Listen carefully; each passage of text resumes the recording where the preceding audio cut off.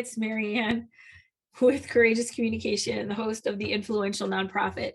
I wanted to take this time to share with you something that a concept, the principles that have been very, very influential in my life and have really helped me understand the world, how to navigate it, how to build my influence, meaning getting people I have no authority over to do what I want them to do.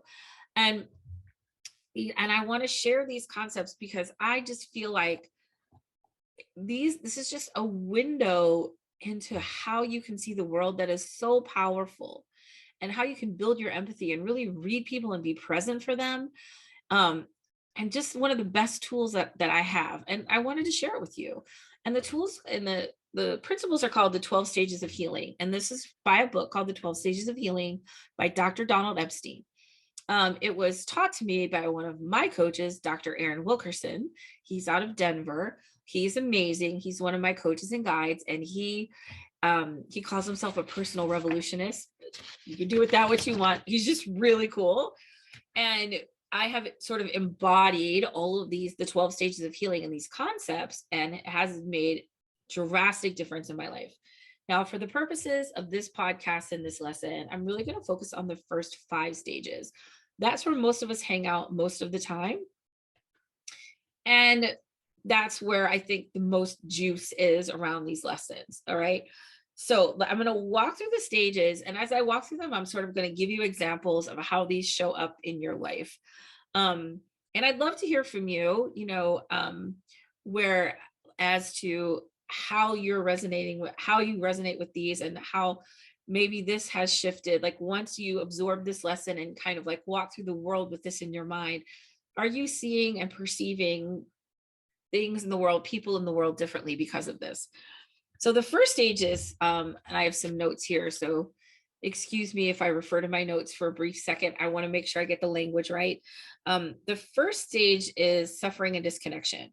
So when we suffer, we feel like nothing's working. We feel helpless. We feel disconnected. We feel alone. And our greatest need as a person is to be in community, to be connected to others. And so the lowest stage or the lowest energetic that we can feel is this suffering, this isolation and disconnection. And what it means is like we disconnect from our true self, right? And we learn, like, we get to a point where we feel helpless and hopeless and like we are all alone. And that is really the first stage, and that's the lowest energetic. The thing I want to say about these stages, as I describe them, is there's no stage right or wrong. These are all part of a process. They're all part of living. They're all something that we're going to go through. And yes, I would love to avoid suffering and disconnection. And yet also I know this is part of the process and part of the healing. It's like if you broke your leg and you were just like running down the street and you didn't even know your leg was broken because you didn't feel any disconnection or suffering, right? So this is your body and your brain and your neural pathways saying, hey, there's something here to pay attention to. That's one, suffering and disconnection. Stage 2 is polarity. So when there are things that we can't accept about ourselves, we look outside of ourselves for answers, for magical solutions or someone to blame. This is like magic wand thinking, right? This is, if only this person would do that, then I would be better. If only I had a better job, then I would feel better. If only I had a better relationship, if only my husband treated me like this, or my board would just start to raise money like I asked them, then I would feel better. In this stage, we learn how to connect to different parts and how to increase our resourcefulness when we feel things that have been done to us so someone else can fix us.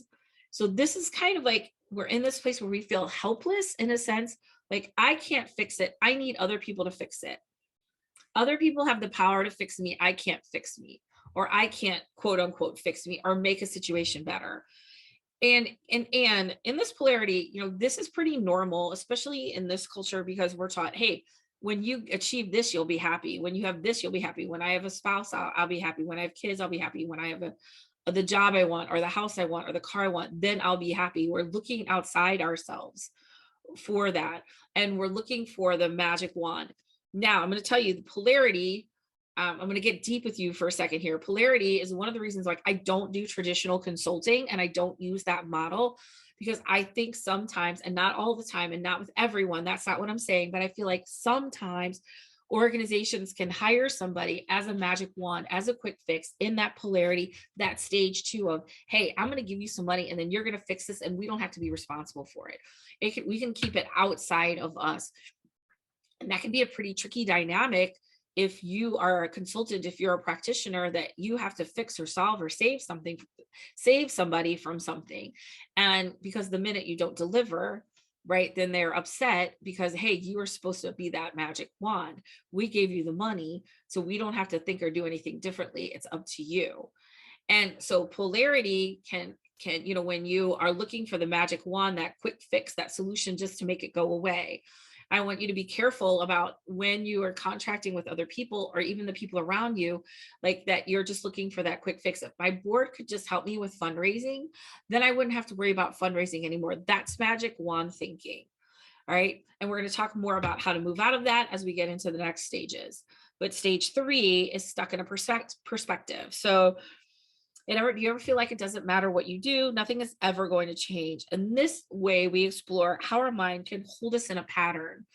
So stuck in a perspective means I can turn the lens on myself and say, whoa, wait, how is this showing up for me in like other places?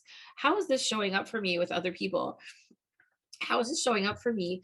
Like my podcast before, I talked about freezing. So when I looked at freezing, I'm looking at it from a stage 3 perspective, like, why is this showing up for me? What is this telling me about myself? How does this show up in my life? Once I turn the lens on myself, that's when the true work can begin. And as a coach and a guide and a leader, what I look for are people who I want to work with who are in stage 3, who can turn the lens on themselves and say, I know I am the supreme creator of my experiences and I want to create better experiences. And I want to learn why do I do what I do and how do these patterns show up for me in other places. And that stage 3 is so critical because that's when I'm not looking outside any longer, right? I've moved through the suffering and the pain. I've moved through the looking outside and now I'm just looking inside. And by the way, as I'm recording this, there's a huge thunderstorm coming through. And so let's just, pray I don't have to stop and run to the basement, but I don't know. I'll be fine. In my house, we play a game called Tornado Roulette because I live in St. Louis and we decide how close is it. And then if we're going to move everybody to the basement, because when my kids were little, like my husband and I would be watching the weather, like, oh my God, like, do we wake up 3 kids and 3 dogs and all go to our gross basement? Or do we just kind of like see if it's really in danger? I would tell my kids like all the time, our house is 120 years old. It's going to be here tomorrow. It's fine. Anyway, so if you hear that, that's what's happening. All right. So stage 3, stuck in a perspective. Let me recap really quick. Stage 1, suffering and disconnection. I feel alone. Stage 2, polarity, blame and shame, blame game. I'm looking outside myself, magic wand thinking. Stage 3, stuck in a perspective. What is my mind doing to hold me back? How am I contributing to this? Stage 4, my favorite stage, reclaiming your power. There are times in our lives when we realize something has to change, and that something is us, right? And we recognize that we have given our power away to other people and how limiting it is to us. So enough of this, I take my power back. I deserve better. And that's from the book. And that's something I train people on. Enough of this, I take my power back. A lot of times I teach people at one of the podcasts that I think I talked about, this was a LinkedIn post, but I was talking about how I no longer accept, let me think about this and get back to you. I don't say it to other people and I don't accept it from other people because that is stage 2, polarity. If somebody says to me, well, let me think about it, get back to you. And I say, yeah, sure. I've given them my power. I'm waiting for them to come and fix me. Stage 4 is enough of this. I take my power back. I will say, you know what? That sounds great. I'm so excited that you're thinking about that. Why don't we put a time on the calendar next week and we can talk about where you are at in your decision-making process. Enough of this. I take my power back. Stage 4, is the revolution. It is anger. And it's not like enough of this. I take my power back. I'm so tired of giving my power away to the people around me and feeling powerless throughout my day. I take my power back. Now, there's so much power in reclaiming your power. And there's some anger. Remember, anger is a revolution. Nothing in this world changed without people getting mad about it. And I, as a woman who was raised as a child that women do not show anger. I can show upset, I can show right, but anger, I can cry, all those things, but anger was not permitted or not considered appropriate. Men are like, I feel like the main emotion men are allowed to show is anger. So it may be easier for a man to get tap into that reclamation of power, like enough of this, I take my power back. So for sometimes for women, and I'm just speaking for me and from my experience and the people that I work with, is sometimes it's harder to access that anger. Enough of this, I take my power back. This is not frustrating because frustration is anger unexpressed. It's I'm angry. It took me a while to really connect with my anger. And like literally one of my coaches, Michelle Villalobos, told me like 100 times, Maryanne, why don't you just scream into a pillow? And I'm like, oh, it felt so weird.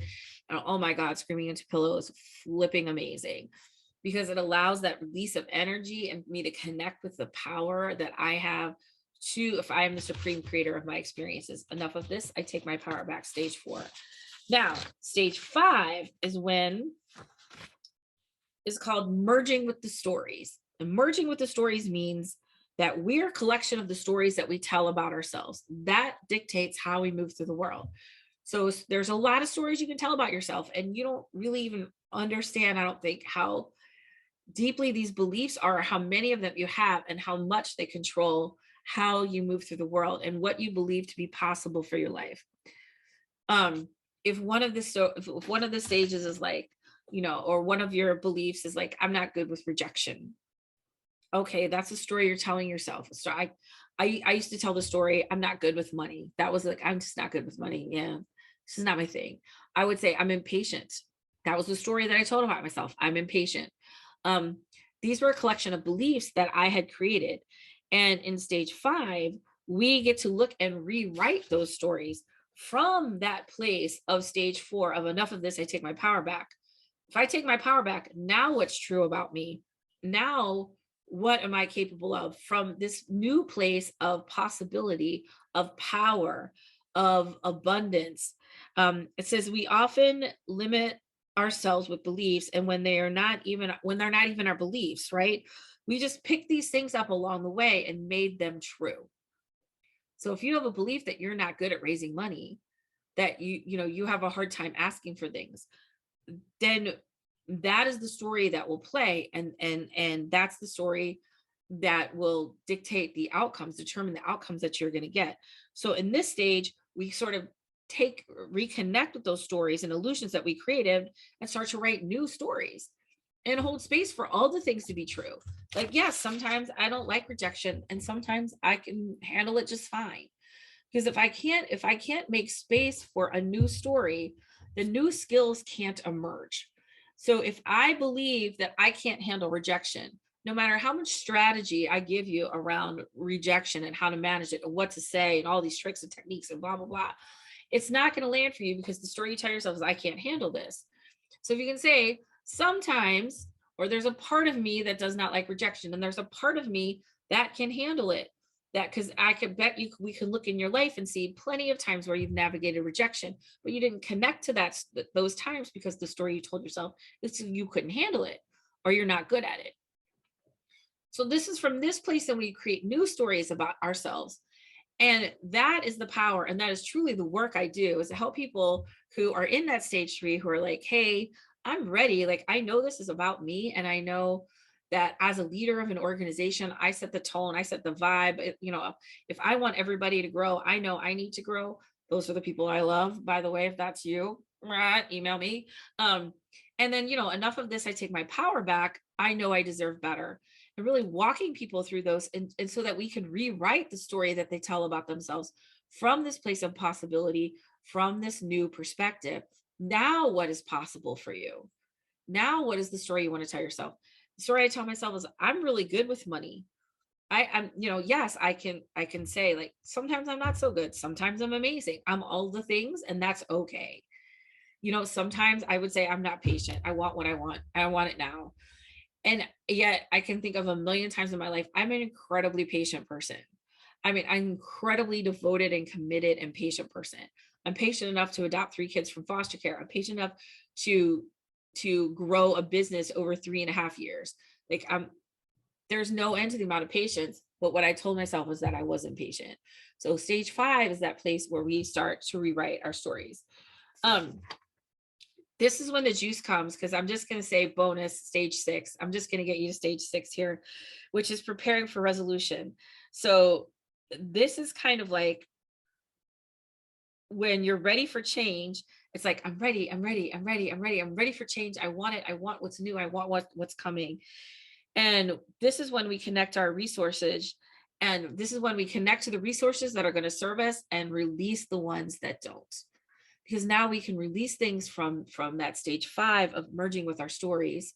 Stage 6 is we can prepare now to release things that are no longer serving us, to make room for what does, from this new perspective from stage 5. Now, if you think about, I want to share with you a little bit, because a lot of times when we get frustrated, or maybe you get frustrated, I don't know, around the people in your program, maybe those of you serve, who are really in like the places of suffering. They are in that stage 1, stage 2 place, and you want them, like, I'm thinking of an organization that wants people, like, that works with people with low income to own a business, or to start a small business, or to own their first home. And from that place, they're coming from a stage 5 place of, hey, or stage 4 of, hey, you can take your power back. That stage 5, there's possibility for you. And you get frustrated because people aren't connecting with this. People aren't connecting with it because they're in these lower stages. So if you can just honor where people are at, and most people kind of have a home base stage, right? So for me, it's like 6 or 7. I'm really moving from 6 into 7 right now. And I'm not going to get into all of them because it's a lot to manage, especially if you're listening to this. But I feel like 1 through 6 is a really great intro. If you're interested in more, you can Google 12 stages of healing and dive into a little bit deeper.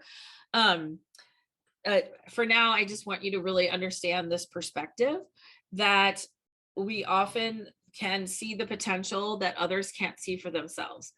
I'll just give you a really big, quick example. One of the organizations I work with provides training for childcare providers, and for the childcare providers that work day to day with the kids, and they're having a hard time. It's actually free training that people can get. They're having a hard time with this training. Like, why? When people see, like, if they could take this training, they could better their life, they could better themselves. And I'm like, okay, well, let's look at it from the 12 stages of healing. Where do you think they're landing at right now? And it's probably stage 1 or stage 2. They're just in suffering. They feel disconnected, or they're looking for things outside themselves to save them. And so the point is, like, how can we help them understand more about how they can turn the lens on themselves, if they're willing, only if people are willing, but understanding that you're asking people to jump up a couple stages without really walking through it. You're asking people to go from a place of no possibility to possibility without actually helping them move through and navigate some new ways of looking at the world. And so when I found this, especially when we're doing marketing and messaging towards enrolling people in programs, to really understand where are they, and and who are the people that could be stage 3, who are saying, I may be ready for more, I may be ready for better. And those are the people that you can call forward. Now, I personally, I believe, like, this has just been my experience, I believe that I can't make anybody stage 3. If I could, I'd be really busy and really powerful. I believe that stage 3 is something that when you decide to turn the lens on yourself, that's when resources like me appear. If you are in a place where you're like, I really just want other people to fix it for me, I, as a coach, as a trainer, I can't, there's not a lot I can do with that. Um, and I really like, my goal is to just, when you're ready, I am here. When you're ready, I am here. I personally don't think I can make people ready. What I can do though is connect people to stage 4. And enough of this, you take your power back, and then stage 5, merging with the stories, and really in stage 6, connecting to new resources and building the energy around what you want and these new stories, and discharging the things that you don't want. Here's what I can tell you for sure, is that once I started working with these principles, I became much more powerful. I became much more empathetic, especially like in my family with my kids and my husband, like just understanding the perspective that people come from. Um, I went through a really rough patch with my son, and I was stage 2ing him hard, and I knew I was, but I'm like, okay, if I just give him a car, then he'll be happy, and then we won't have any more problems. Well, he wrecked the car. All right. So what if I could just, if he could just get a job, and then and then he'd have money, and then he'd be happy. I was really wanting all of these external things to make him feel better about himself, when of course none of those things helped him. And a situation arose where the stage 3 was the only choice, which was to look at himself and want more for himself. Um, so I think it helps me a lot as far as navigating the world, navigating my clients, helping me be a really profound coach and guide, and helping people just flip and take their power back. And I'll be doing webinars or talks, and I'll just have people say, enough of this. You gave your power away. Take your power back. I don't have to explain the stages. I don't have to like walk you through it to know, like, hey, you gave your power away. Take your power back. You gave that donor your power away when he said, let me, or she said, let me think about it, get back to you. And you go, okay, at least they're thinking about it. No, you take that power back and you set that follow-up call now, because in that place of stage 4 and stage 5, I'm merging with the stories of, of enough of this, I take my power back. Here's the new story. The new story I create is I have the process. I run the process. And this is my process, and I get to, and the story you were telling yourself is they have the money. They get to set the process because they have the money. The new story, stage 5, you're telling is, we both have the power. It's okay for me to have a process. It's okay for me to set the conditions of this gift. And that is the power of stage 4 and stage 5. And even I gave you a little bonus window into stage 6. So this is the 12 stages of healing. Very, very powerful concept. I would love for you to just think about this. And as you move through the world, think about what stage you're in at any time. And here's the thing.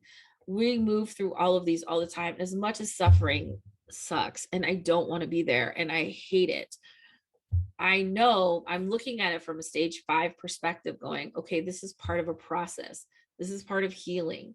This is information. This is part of how I grow. So I see suffering from a much more neutral perspective, because I think we're taught that we shouldn't have problems, or we shouldn't suffer. There shouldn't be anything wrong in our life. And what this teaches us is that suffering is the first step towards healing. And that suffering is an invitation then to work through these stages so that we can get to a place where we're merging with the stories and creating new narratives in our life that serve us better. All right, that's it for real for right now from me, the influential nonprofit. This is Maryanne Dersch, and I will see you next week. That's Maryanne at MaryanneDersch.com. Please email me. I would love if this resonated with you. And if you're interested in talking with me more about how I coach and train people, I'm happy to share that with you. And if you haven't gotten it yet, the influentialnonprofit.com, you can go there and get your Up-Level Your Influence Starter Kit. I hope anyone who's listening has already done this by now, but if you have not, you can go there, and I have a wonderful ebook called Stop Sitting Back and Start Making Change. It's really about how to create change inside your organization. I wrote it with board members in mind, but it really is for anybody. And it's a lot of the wisdom that I talk about is in that ebook. And there's a couple other goodies in there too. So make sure you grab that. And I will see you next week on The Influential Nonprofit.